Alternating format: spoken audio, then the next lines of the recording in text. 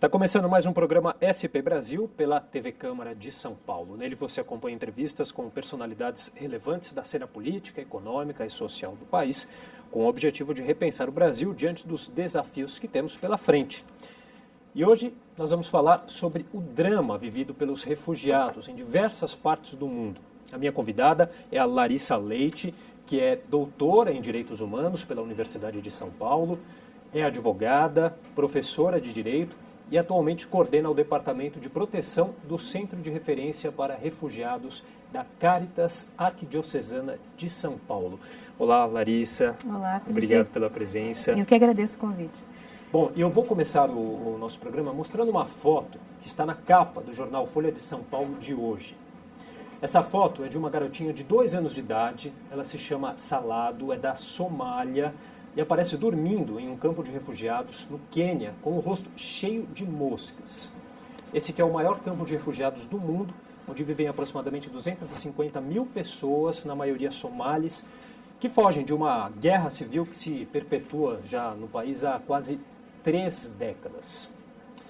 E em 2015, o mundo também viu e ficou perplexo com a imagem de um menino sírio que apareceu morto numa praia da Turquia, depois que 2 embarcações com refugiados naufragou. Quer dizer, são 2 imagens chocantes, aí de várias que a gente tem acompanhado nos últimos anos. E a pergunta que eu te faço, Larissa, é a seguinte: essas imagens foram e são capazes de mudar políticas de Estado com relação ao tratamento que é dado aos refugiados mundo afora? É difícil avaliar o impacto nesse âmbito da mudança de políticas de Estado, mas o que a gente verifica sempre que há uma repercussão de um fato que é capaz de sintetizar de tal maneira como essas fotos fazem, realmente há uma movimentação, né? E no episódio de 2015, o que nós vimos foi uma reação mais forte de alguns países, sinalizando medidas mais solidárias. A Alemanha, o Canadá, nós vimos reagindo. É claro que a fotografia, como eu disse, ela sintetiza um momento e existem outras pressões, mas é claro que toda estratégia ou todo fato que possa aumentar a capacidade dos Estados em se solidarizar e, em mais do que solidariedade, em recordar que existe uma responsabilidade internacional, né? Nós vivemos num mundo globalizado em que todos os países desfrutam dessa globalização, mas, de certa maneira, há um movimento de se esquivar das responsabilidades pela globalização, e a globalização não é só comercial, ela é de relações políticas, ela é de relações bélicas, ela é de relações internacionais, políticas de diversos níveis, que acabam estando na causa também dos fenômenos que geram os deslocamentos de pessoas. Não, né? Tem só o lado bom na globalização. Não. E eu acho que, para além disso, todo o princípio de atenção ao ser humano, independentemente da sua nacionalidade, independentemente da sua vinculação com o território, isso é já um princípio consagrado no direito internacional que deveria estar movendo mais os Estados. Né? Há movimentos, sim, importantes, como a discussão de um pacto global que está se prevendo estabelecer no ano que vem, a partir da Declaração de Nova York, que se estabeleceu na Assembleia Geral da ONU no ano passado. Então, existem forças aí tentando conduzir que os Estados se comprometam mais, não só em acolher as pessoas que se deslocam, mas também em agir nas causas dos deslocamentos forçados. Porque, para além do direito de a pessoa migrar, do direito da pessoa encontrar um lugar seguro no mundo, também existe o direito da pessoa permanecer aonde ela deseja, né? Então, às vezes, a pessoa ela é originária de um país, de uma região, e ela não quer deixar aquela região, mas ela é obrigada a fazer aquilo em virtude das circunstâncias de segurança, de falta absoluta de recursos, de falta absoluta de respeito a seus direitos básicos. Né? Bom, em 2006, a Acnur, né, o Alto Comissariado das Nações Unidas para Refugiados, divulgou que há aproximadamente 20 milhões de refugiados espalhados pelo mundo. E, ao mesmo tempo, a gente vê muitos discursos, você citou alguns exemplos positivos, no caso da Alemanha, Canadá, mas também, por outro lado, tem discursos bem nacionalistas, agora dos Estados Unidos com Trump, na União Europeia também, o Brexit, que vão no movimento contrário, né? Que momento é esse que a gente está vivendo? Parece que essas barreiras estão ficando mais altas, mais sólidas, mais difíceis de serem derrubadas, né? Infelizmente, o tom nacionalista, o tom protecionista, ele tem ocupado um pouco mais de espaço e nasce ou está vinculado a proteções, às vezes, de ordem econômica ou a conceitos culturais de proteção de uma identidade cultural, como se uma identidade cultural fosse alguma coisa estática, né? E religiosas, enfim, há também um discurso de segurança muito forte que é confundido erroneamente com essa matéria do deslocamento de refugiados. E é um fenômeno que muita gente vem procurando explicar, compreender, mas eu acho que mais do que tudo existe também um bom movimento e uma elevação do tom também em nome dos direitos das pessoas, em nome da solidariedade e do respeito da dignidade humana. Me parece que todos com os quais a gente conversa se mostram perplexos diante desse contexto nacional e internacional que a gente tem vivido nos últimos anos, mas me parece que também é uma oportunidade de se renovar compromissos, de se renovar conceitos que vêm promover a base humana, que é a base da dignidade e, portanto, do tratamento igual, independentemente de algumas diferenças que nós socialmente vamos construindo. E a nacionalidade é uma dessas diferenças que é construída, ela não é inerente da pessoa, de modo que isso não pode justificar um tratamento tão dramático como o que a gente vê nas fotos que você mencionou, né? Ô, Larissa, todo refugiado acaba sendo um imigrante, nem todo um imigrante é um refugiado, né? Às vezes há uma confusão aí do que é o imigrante, o que é o refugiado. Aqui no Brasil mesmo nós temos o caso desde os terremotos que atingiram o Haiti, de muitos haitianos vindos para cá, que não são considerados refugiados, né? E sim imigrantes. Queria que você explicasse um pouquinho melhor essa questão para a gente. Se a gente considera o movimento de pessoas, né? Quer dizer, quando uma pessoa se desloca do seu país de nacionalidade para um outro país, ela está imigrando. E se ela está se deslocando dentro do seu território, ela também está migrando. Quer dizer, todo movimento de pessoas, todo movimento da pessoa para fora da sua região de origem é considerado uma migração, né? Quando uma pessoa vem para o nosso país, nós consideramos ela imigrante. Quando um brasileiro sem qualquer motivo específico, né? Esse deslocamento de pessoas entre países, ele é regulado pelo controle de fronteiras, que é uma manifestação dos estados, né, do poder dos estados sobre o seu território. Então, esses estados estabelecem regras, só que essas regras dificultam muitas vezes que as pessoas possam se proteger, sair do seu país para outros. Então, dentro desse contexto, na Segunda Guerra Mundial, se consolidou o conceito de refugiado, que é um conceito jurídico, então, que permite que a pessoa, uma vez que seja reconhecida como refugiada, ela tenha uma maior facilidade de ser admitida num outro país, porque esse deslocamento é reconhecido como consequência de uma grave violação de seus direitos, né, e que colocaria essa pessoa em risco. Então, esse conceito de refugiados, claro, ele não nasce na Segunda Guerra, mas ele é consolidado. E os países que assinam esse compromisso, que decorre da Convenção de 51, que foi celebrada em Genebra, faz com que os países que assinam, como eu disse, né, se comprometem a receber refugiados. Dentro do conceito da Convenção, é considerado refugiado a pessoa que fugiu do seu país, que saiu do seu país, para escapar de uma perseguição ou de um fundado temor de ser perseguido por 5 razões. A sua nacionalidade, a sua opinião política, a sua religião, a sua raça ou um grupo social ao qual ela pertence. Então, se ela é perseguida ou tem um fundado temor de ser perseguida por essas 5 razões, ela deve ser reconhecida como refugiada. O Brasil é signatário dessa convenção e, assim como vários países da região latino-americana, o Brasil também ampliou um pouco esse conceito e atualizou, porque o conceito, como eu disse, foi cunhado na Segunda Guerra. Desde a Segunda Guerra até a década de 80, muitos outros fenômenos aconteceram no mundo, né? A descolonização da África, as guerras civis africanas, as ditaduras latino-americanas. Então, todos esses outros movimentos fizeram com que um conceito ampliado de refugiado fosse consensuado, e o Brasil adota também. Então, além daquela definição que eu mencionei das perseguições, também o Brasil reconhece como refugiado alguém que se desloque do seu país por grave e generalizada violação de direitos humanos, né? E hoje nós temos aí como os principais nacionalidades, ou as maiores nacionalidades aí de refugiados, os sírios, né? parecem com mais de 2.000 refugiados aqui no Brasil, angolanos, colombianos, congoleses e palestinos aí nessa ordem. E, claro, os haitianos que a gente havia falado, mas que não são reconhecidos. Reconhecidos como refugiados e sim como imigrantes. Né? Se você me permite um comentário sobre essa... Hoje, o exemplo dos haitianos é muito forte em indicar que essa divisão binária imigrante voluntário, quer dizer, a pessoa se desloca por livre e espontânea vontade, com segurança, e o refugiado que é forçado.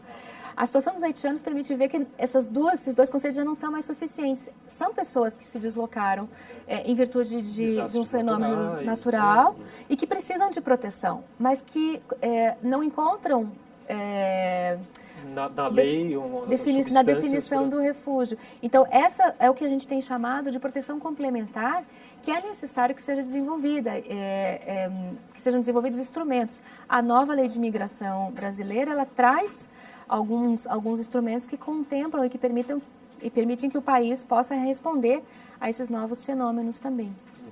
Bom, e a gente aqui no Brasil, nos últimos anos, no último ano, dobrou, né, o número de refugiados. Sim, tem aumentado fortemente o número de pessoas que solicitam refúgio, então essas pessoas acabam tendo um status provisório no país e são chamadas de solicitantes de refúgio. Esse número aumentou estrondosamente mesmo, mais de 8.000%. Pela ONU a gente tem aqui, até o final de 2016, existiam 9.600 refugiados legalmente registrados no Brasil, mas outros 34.600 aguardavam numa fila para serem atendidos em seus pedidos de asilo. E além dessa população, outras 22.000 pessoas que vivem no Brasil também são considerados indivíduos de interesse de proteção internacional, o que acaba elevando essa população para 68.000. Quer dizer, há vários contextos aí dentro dessa questão do refugiado que acaba elevando bastante até o número quando a gente for pensar nesse total, né? Considerando o histórico brasileiro, realmente é muito impactante que o crescimento que a gente teve de 2010 para 2015, por exemplo, né? Você vai encontrar essas cifras aí de mais de 8.000% de aumento no número de solicitações de refúgio, mas se a gente vê o número absoluto, ainda que some as pessoas consideradas de interesse de proteção internacional, que não são nem refugiados nem solicitantes, a gente tem um número muito pequeno comparado com o contexto internacional. Países, né? Até países vizinhos, né? Exato. Se nós encontramos... E também proporcionalmente a nossa população, 68.000 ou 20.000 ou 10.000 que são os refugiados reconhecidos, comparado à nossa população, é uma proporção muito pequena se a gente compara com muitos países do mundo. Tá legal, a gente vai fazer um rápido intervalo, daqui a pouco a gente continua conversando com a Larissa Leite. Até já.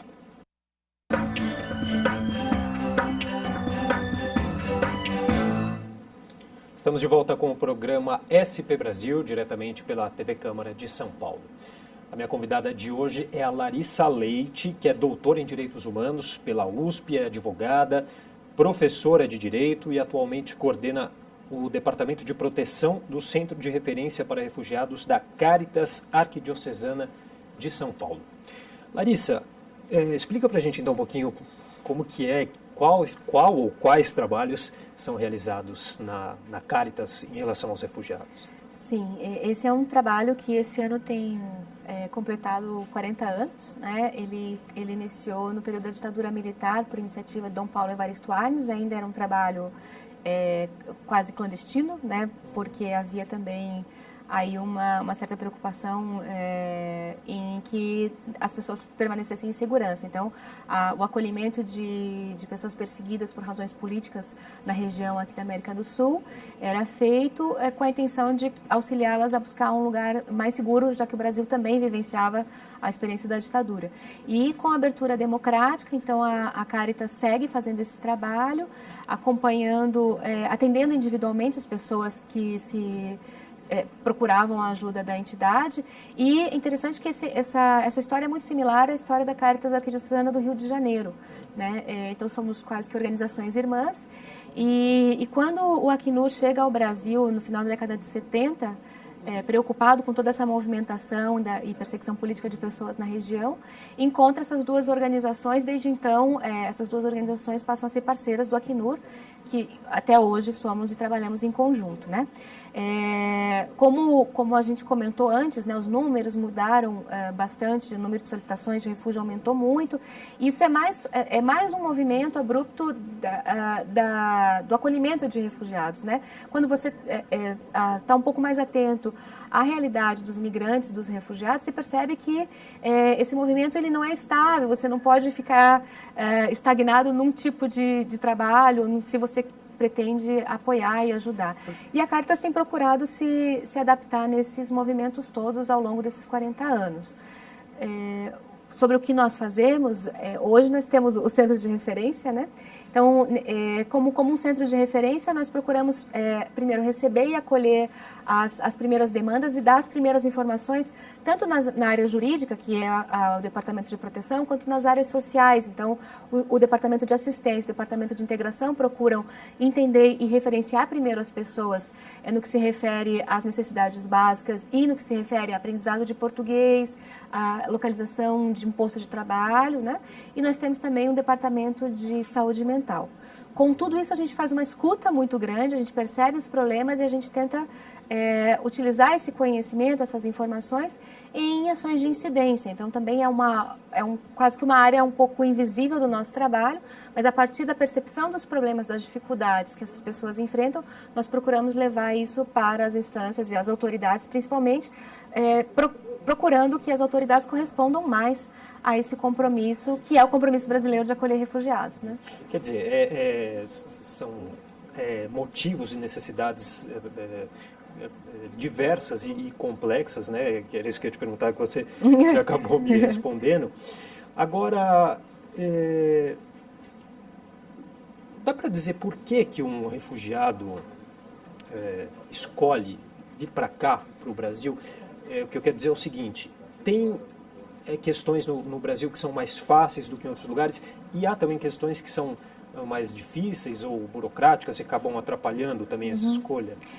O porquê a pessoa chega até o Brasil é uma pergunta bastante difícil de responder. Primeiro, porque nós estamos um pouco distantes da maior parte dos conflitos, ou da maior parte dos fatores que expulsam os refugiados, né? O que a gente chama de fator expulsor. Desculpa te interromper, mas eu vi uma reportagem interessante dizendo também refugiados que chegavam, às vezes, em navios que não sabiam onde estavam chegando, né?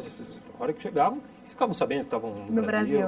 Nós atendemos várias pessoas e como a gente comentou, né, há uma flutuação. Então, hoje não tem sido tão frequente, mas há 1 ano e meio, 2 anos, era muito frequente isso. Então, a gente nunca sabe até que ponto o fator que expulsou a pessoa ou o fator que ligou ela até o Brasil está ligado à sua vontade, né? Mas é claro que há pessoas que chegam até o Brasil sendo refugiadas, mas tendo tomado uma decisão. Alguns fatores também a gente vai dizer que são fatores de atração, né? Então, a política brasileira em relação ao visto humanitário para sírios, a gente pode considerar que foi um fator de atração. Então, quando todos os países estavam negando vistos para os sírios, o Brasil iniciou em 2013, a partir da Resolução Normativa 17 do CONARE, uma política de facilitar o acesso aos vistos. Essa resolução foi renovada e a gente espera que ela seja renovada novamente agora que vence em setembro e que seja reforçado o potencial do Brasil em emitir esses vistos, porque salvam muitas vidas, né? Claro que há algumas informações que chegam a determinados países sobre qual é a condição brasileira. Isso também pode ser um fator ou de atração ou de desestímulo das pessoas para virem para o país. Mas o que a gente verifica é que, especialmente na condição de refugiado, é muito mais importante o fator de expulsão e o fator que linka essa pessoa até um outro território do que o que a atrai nesse território, porque a pessoa ela está buscando condições mais básicas de sobrevivência. Às vezes não tem nem condição de fazer esse tipo de escolha, avaliação. Né? Exatamente. E a gente teve também, mais recentemente agora, até aqui dado de uma avaliação da ONU, que até o final de 2017 deve crescer bastante ainda esse fluxo, né, imigratório também de venezuelanos a gente Exato. tem, né, recebido devido à crise na Venezuela. Sim, é bem interessante. Agora, há alguns dias, aconteceu na Comissão Interamericana de Direitos Humanos uma audiência pública solicitada por organizações da sociedade civil da região. A Caritas participa de um grupo articulado regional de organizações da sociedade civil, e a pedido desse grupo foi realizada essa audiência pública para discutir exatamente a situação da Venezuela. E o que foi muito interessante é que, para além de reconhecer que existe uma verdadeira diáspora venezuelana em todos os países da região, já se reconhece que o motivo do deslocamento não é só um motivo econômico ou um motivo de abastecimento, uma crise de abastecimento, mas sim uma crise que envolve um grande número de casos de pessoas que fogem de perseguições. Então, o próprio representante do Acnur fez um pronunciamento no sentido que estamos falando já de uma situação de necessidade de proteção internacional e de refúgio, não só de uma situação meramente econômica. Você concorda com essa afirmação que o Brasil, para essa questão do refugiado, não só do refugiado, mas tem essa tradição de ser um país acolhedor, mas talvez muito burocrático também? Aí sim, principalmente para essa questão do refugiado, isso acaba sendo um empecilho. Se nós compararmos a partir de vários critérios, tanto a característica da nossa legislação, quanto a característica do relacionamento do povo brasileiro, nós vamos verificar que o Brasil está muito bem, vamos dizer assim, né? Ou tem características muito acolhedoras, né? Nossa legislação de refúgio é considerada uma legislação bastante avançada, se comparada com outras legislações do mundo, e também a maneira afetuosa com que a maior parte da população acaba tratando o diferente é distinta de países, por exemplo, do hemisfério norte. Mas também é verdade que isso não é 100%, né? Quer dizer, esse afeto, esse acolhimento individual ou pessoal não é 100% executado. Nós temos manifestações de discriminação, de xenofobia, que nos até envergonham. E também, embora a lei tenha pontos altamente positivos, a implementação dela não segue todo esse potencial. Então, não só a burocracia, mas a falta de informação, tanto de agentes públicos quanto de agentes privados, e a falta de estrutura. Se nós verificarmos, por exemplo, a capacidade do CONARE, porque nós temos 34 mil, como os dados que você mencionou, de pedidos aguardando análise? Porque a estrutura do CONARE é muito pequena. Há muito poucos funcionários, há pouca estrutura técnica. E, de certa forma, a crise econômica acaba também influenciando nessa questão. Eu diria que, na verdade, sobre essa questão da estrutura, a gente não pode relacionar a crise, porque esse déficit de estrutura, ele é anterior e ele é crônico. Então, a gente pode dizer que isso pode agravar, isso pode ou dificultar que o CONARE seja devidamente aparelhado daqui para frente, quando a gente tem um horizonte de poucos investimentos.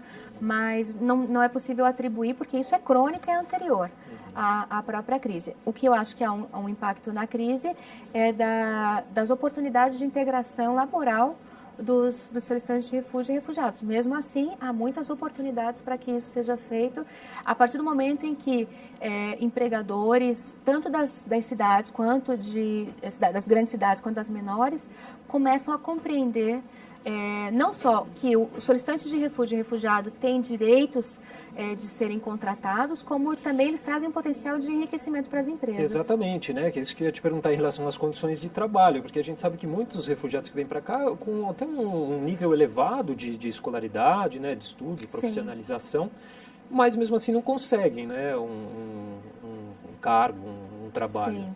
Há algumas barreiras. Eu acho que uma informação das pessoas que nós atendemos na Caritas, nós temos um registro de mais de 15 mil pessoas, 20% é de pessoas com nível superior e 38% são de pessoas com ensino médio. Então, é um perfil que foge um pouco daquele imaginário que nós normalmente temos em relação ao refugiado, que é uma pessoa muito pobre, que vem de uma região rural, que vem de uma região onde ela não tinha acesso à educação. O perfil que nós temos aqui no Brasil é um perfil diferente de pessoas, na maioria, instruídas, né? O que a gente tem? Claro, primeiro a barreira do idioma, né? No Brasil, nós falamos português e ponto, né? Então, essa barreira precisa ser superada e a sociedade civil tem procurado apoiar muito nesse sentido, esperando que o Estado também venha e aporte apoio para o ensino de português.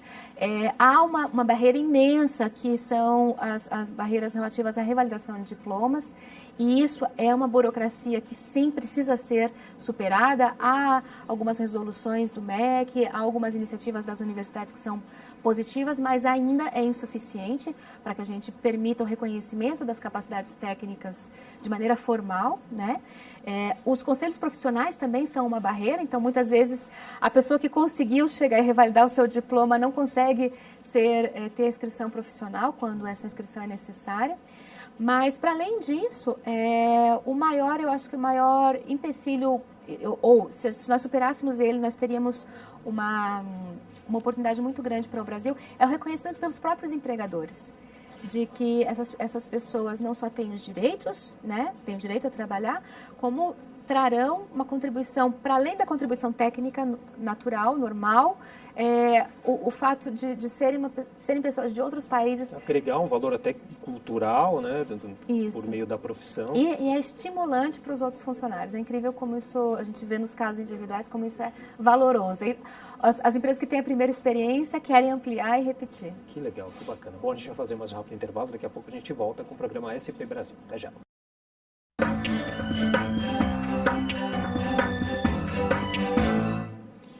Estamos de volta com o programa SP Brasil, diretamente pela TV Câmara de São Paulo. A minha convidada de hoje é a Larissa Leite, que é doutora em Direitos Humanos pela Universidade de São Paulo, é advogada, professora de Direito e atualmente coordena o Departamento de Proteção do Centro de Referência para Refugiados da Caritas Arquidiocesana de São Paulo.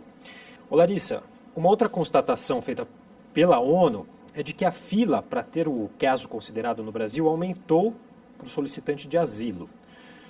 Fontes da ONU alertaram que esse fenômeno pode dar uma sugestão de que o atual sistema no país não estaria dando conta desses novos volumes.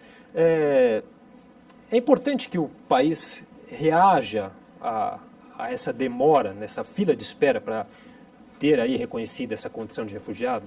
Sim, é bastante importante, é bastante real, né, esse descompasso entre a estrutura que o Brasil tem oferecido para analisar os pedidos individualmente e a demanda, né? Então, há bastante tempo, pelo menos desde 2013 que eu tenho acompanhado, muitas discussões, sugestões e tentativas, mas existiu um passo aí que é necessariamente aumentar a estrutura, quer dizer, o número de pessoal, porque é preciso analisar individualmente os casos, não é? Não há uma nacionalidade que seja 100% de refugiados e uma que seja 100% de pessoas que não são refugiadas, então é preciso analisar individualmente.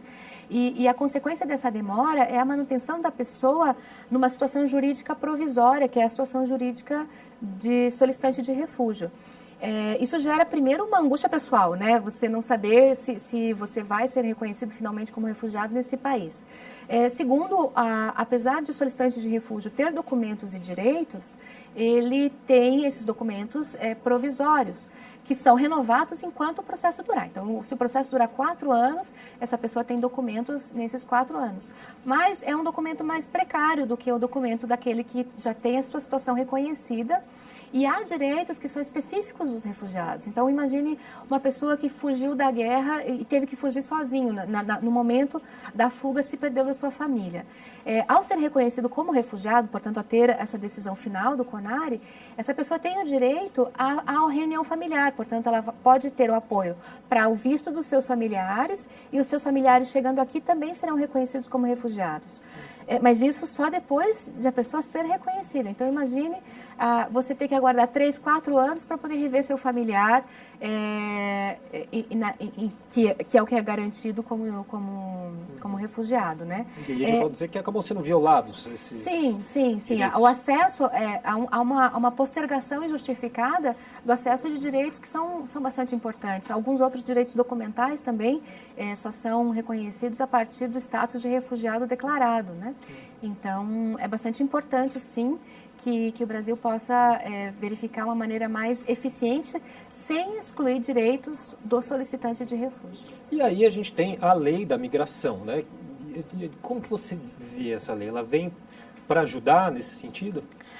Eu acho que a lei ela é um passo importante, é um passo de melhoria no nosso sistema migratório, na medida que a lei atual, que é o Estatuto do Estrangeiro, a Lei 6.815, ela tem uma concepção bastante diferente do imigrante, né? Considera essa pessoa... Do Estrangeiro, que é uma lei bem antiga, que é né? de 1980, a Isso, lei, e ela é formada com toda uma visão de que o estrangeiro, né, usa até essa expressão, o estrangeiro é uma ameaça, e que nós devemos considerar o acolhimento dessas pessoas somente a partir de interesses econômicos internos. Então, a concepção de dignidade humana, de responsabilidade internacional e solidariedade internacional está totalmente fora.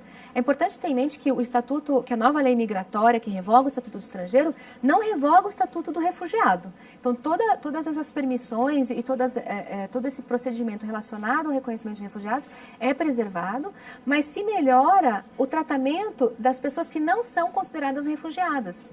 E aí, tanto existe uma facilitação de registro de imigrantes, né? E aí a gente pode ter... E até um ponto importante para a segurança, porque há muita gente que fala do tema da migração com medo de que vai piorar a segurança. Quanto mais pessoas que estejam no nosso território nós pudermos registrar, isso é mais uma informação, inclusive, para fins de segurança, né? Mas, para além de facilitar o registro de imigrantes e de garantir direitos que a própria Constituição já garante, a nova lei de imigração tenta preencher gaps entre aquilo que nós falamos, o conceito extremo de refugiado e o conceito extremo de imigrante voluntário. Com a previsão de visto humanitário e de autorização de residência para fins humanitários, o Brasil vai poder responder a outros deveres internacionais, que é o dever, por exemplo, de não devolver a pessoa para um local onde ela possa ter um tratamento indigno, um tratamento cruel. Não devolver crianças desacompanhadas que estejam em deslocamento quando esse retorno para o país de origem possa ser contrário aos interesses dessa criança, de não devolver pessoas que possam sofrer tortura em seu país de origem, né? Então, todos esses são compromissos internacionais que a lei brasileira não tinha ferramentas para que se pudessem ser cumpridos esses compromissos. E com a nova legislação nós temos isso. É claro que há todo um caminho ainda a ser seguido para que essa lei seja aplicada com essa concepção de dignidade humana, de cumprimento de responsabilidades internacionais do Brasil e de eficiência e desburocratização. Até porque depois dessa questão teórica da questão da lei, vem essa parte de regulamentação e a parte prática de infraestrutura, né, que a gente comentou também. O Brasil está preparado para suprir essa demanda que, infelizmente, acaba sendo cada vez mais crescente, né? O tema da preparação em termos de deslocamento de pessoas é quase impossível de responder quando que um país está totalmente preparado e para o quê, né? Se a gente conversa, por exemplo, com os sírios, eles dizem assim, puxa, nós nos ressentimos muito do tratamento que recebemos no Líbano, porque nós recebemos muitos libaneses, nós éramos o país de acolhida e agora que nós precisávamos, nós nunca pensávamos que nós íamos ser os refugiados. Então, as mudanças nos países são tão abruptas que a gente nunca sabe o que vai acontecer com o nosso vizinho ou com o nosso próprio país. Daí dizer que se estamos preparados ou não, eu não consigo responder essa pergunta. Mas o fato é que nós temos uma estrutura federal complexa, mas nós temos uma estrutura federal que é bastante capilarizada. Então, por exemplo, a Polícia Federal está bastante capilarizada no território. O Ministério da Justiça mantém uma estrutura que é existente, quer dizer, nós temos estruturas existentes nas fronteiras e no interior do país, mas precisaríamos capacitar melhor, porque boa parte dos problemas de violações de direito hoje que nós temos decorrem de falta de informação dos agentes de atendimento e, claro, ampliar um pouco essa estrutura e fazendo com que ela se torne flexível a esses movimentos, né? Uma estrutura, claro, engessada nunca vai responder à migração, porque a migração não é engessada. A gente até teve agora no primeiro semestre desse ano, aqui na Câmara, mesmo uma CPI da migração, né? Que debateu bastante esse assunto desde de fevereiro, do começo do semestre, e que apresentou o relatório final agora em junho, no dia 27 de junho, né? E aí foram relatadas várias dificuldades de acesso aos serviços públicos básicos. Foram essas demandas levadas por estrangeiros em situação clandestina, refugiados e imigrantes que precisam de reconhecimento ou vivem em condições sociais de vulnerabilidade. Eu estou lendo aqui a matéria que foi publicada em relação a essa CPI da migração. Problemas aqui também relatados que começam desde a chegada aqui ao país e permanecem sem solução até anos após o desembarque. Que é um pouquinho de tudo isso que a gente tem falado, mais concentrado aqui na cidade de São Paulo, né? Você acha que a cidade de São Paulo, o estado de São Paulo, está mais preparado do que os outros para essa questão? Eu acho que primeiro que o estado de São Paulo e a cidade, principalmente, tem estado mais exposta à concentração de imigrantes e de refugiados, portanto, tem experimentado mais e me parece que há boas reações, não é? Evidentemente, elas não são suficientes, elas são embrionárias, mas o poder público municipal e estadual, de alguma maneira, começaram a reagir. A gente tem a coordenação de política para migrantes, existem casas de passagem subsidiadas com recursos do Estado, e uma casa com recurso do Estado e outras com recurso municipal. Existe uma sociedade civil bastante pujante, tanto com organizações mais antigas como a Caritas, como iniciativas novas, coletivos, tanto dentro das academias, né, as universidades, mas também coletivos de estudantes, empresários, pessoas, indivíduos. É interessante de ver esse movimento, mas e eu acho que vale destacar e valorizar, mas sempre com a consciência de que isso é ainda um passo. Se nós compararmos com sistemas mais estáveis de acolhimento, de integração, tanto laboral, educacional, cultural e política, a gente percebe que nós estamos ainda engatinhando, né? Mas, primeiro, dentro do país, me parece que o estado de São Paulo realmente está uns passos adiante, tem experiências importantes. Em relação a países da região latino-americana também, né? Mas há muito ainda a se fazer e eu acho que tem uma lição de casa a ser feita pelo poder público nas 3 esferas, municipal, estadual e federal. Bom, mas como a gente já citou mesmo com a lei de imigração, estamos no caminho certo, estamos avançando, podemos dizer assim. Sim, é muito melhor que a gente tenha caminhado e tenha aprovado essa lei do que nós tenhamos aprovado uma lei que reduzia direitos de imigrantes, que revogava o estatuto dos refugiados, como alguns países estão fazendo, né? Então, evidentemente, essa lei, ela não só não é suficiente, porque nenhuma lei sozinha muda a realidade, mas ela também poderia ter ido mais longe, né? Nós estávamos trabalhando e seguimos trabalhando com essa lei, desde o princípio do projeto e agora seguimos com a regulamentação, a própria discussão dos vetos. Então, a gente verifica que poderíamos ter ainda dado passos melhores. Não foi possível. Nem por isso a gente considera um retrocesso. Quer dizer, sabemos que demos um passo para adiante. Isso já em si, no contexto que você tinha mencionado, que é um contexto internacional até um pouco angustiante, a gente considera que tem que valorizar esse passo, sim, né? Conseguimos aprovar uma lei melhor do que a que já temos, num contexto em que outros países do mundo estão fazendo o contrário. Demos um passo para frente e não um passo para trás. Já é bastante coisa, né? Bom, a gente vai fazer mais um intervalo, daqui a pouco a gente volta para o último bloco do programa SP Brasil. Até já.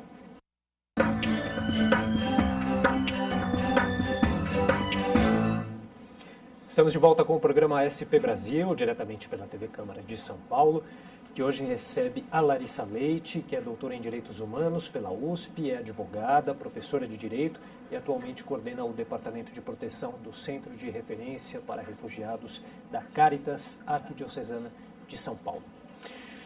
Larissa, dentro desse grupo dos refugiados também há minorias que acabam sofrendo preconceitos, né? Caso de mulheres, homossexuais, negros. Isso acaba sendo um agravante na questão da adaptação? Eu acredito que sim. Claro, cada contexto individual pode ser tão diferente que, analisando um único caso, talvez a gente não consiga confirmar. Mas o que a gente pode verificar, assim, é que existem possibilidades de sobreposição de vulnerabilidades, né?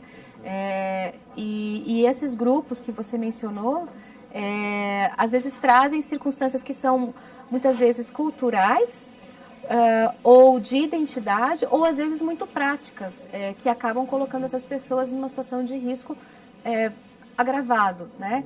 Então, um exemplo que a gente verifica muito, muito fortemente é o exemplo da mulher sozinha, a mulher chefe de família que chega, que se refugia no Brasil com 1, 2 ou 3 filhos, né?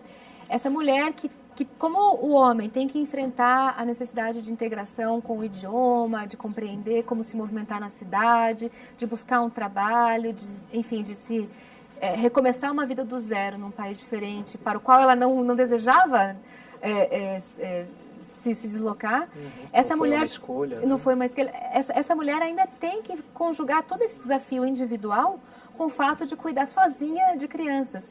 Então, se ela, por exemplo, não consegue encontrar uma creche para deixar seus filhos, ela não pode nem para aula de português, né? Porque ela não tem uma rede de apoio, ela não tem familiares, ela não conhece ninguém aqui que possa apoiá-la a cuidar das crianças enquanto ela vai ou trabalhar, enquanto ela vai aprender português, para que possa ter a chance de encontrar um emprego. Então, esse é um exemplo em que as circunstâncias da pessoa materialmente ou na prática acabam dificultando a integração. Mas há outras situações, né? A própria adaptação à questão cultural, a população LGBTI, que às vezes o motivo de se deslocar é o fato de a pessoa ter uma orientação sexual ou uma identidade de gênero diferente, porque naquele país ser homossexual, por exemplo, é crime punível com pena de morte. Né? Há muitos países no mundo ainda que criminalizam orientações sexuais, exato, diversidade de gênero. E essa pessoa se desloca, mas ao chegar aqui ela também não encontra um ambiente que é 100%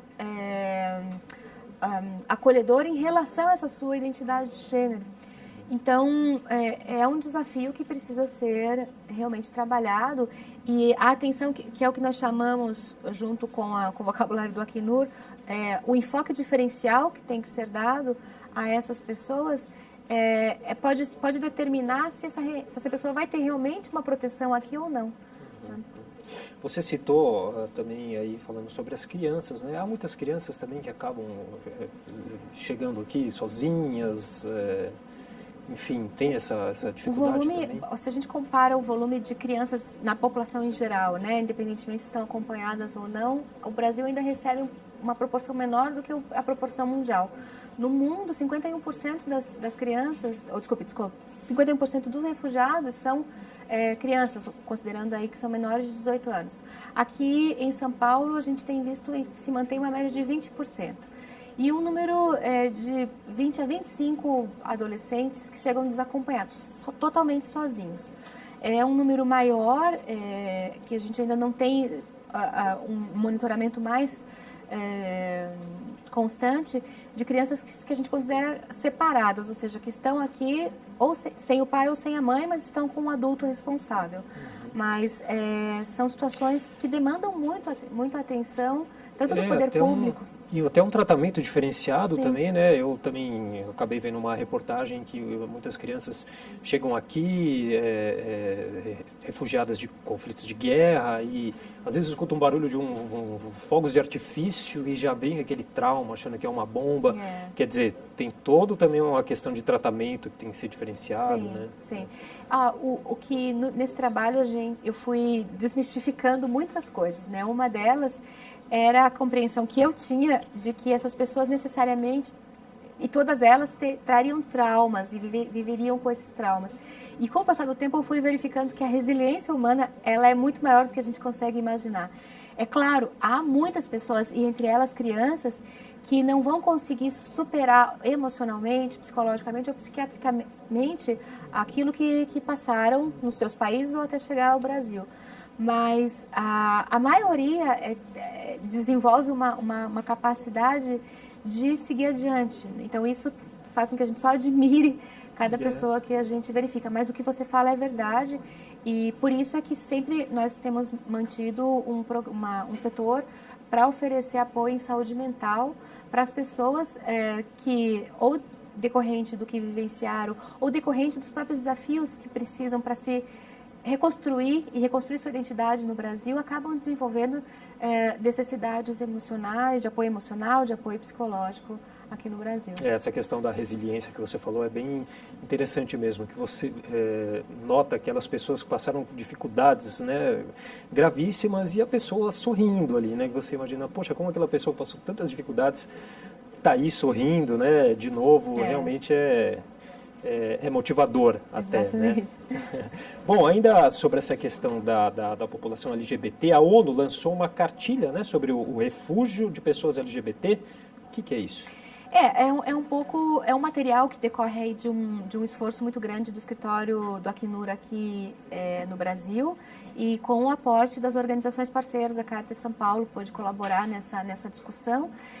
Eu acho que é importante destacar que esse material ele dá visibilidade para esse grupo minoritário dentro da população refugiada, né? Então, muitas pessoas no mundo têm que se deslocar, não estarão em segurança se permanecerem nos seus países, pelo simples fato de terem uma identidade de gênero, uma orientação sexual diferente da hegemônica. Então, isso, primeiro, é uma coisa importante. Segundo, é importante a gente saber que a gente recebe essas pessoas aqui no Brasil, também para que o poder público e a sociedade possam compreender e talvez aprender com isso, que nós precisamos também exercer mais a tolerância, exercer mais... Acho que até a tolerância não é a palavra correta, mas a capacidade de integrar aquele que é diferente da gente, né?